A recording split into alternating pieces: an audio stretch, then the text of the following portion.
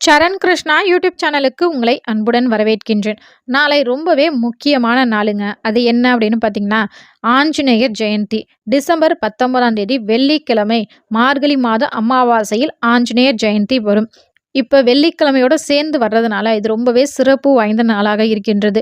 இந்த நாள்ல ஆஞ்சநேயரை எளிமையாக வழிபாடு செய்து ஆஞ்சநேயரின் முழுமையான அருளை பெற நம்ம என்ன செய்யணும் அப்படின்னு பார்த்தீங்கன்னா, வெள்ளிக்கிழமை சிகப்பு வண்ண ஆடைகள் அணிவது சிறப்பு.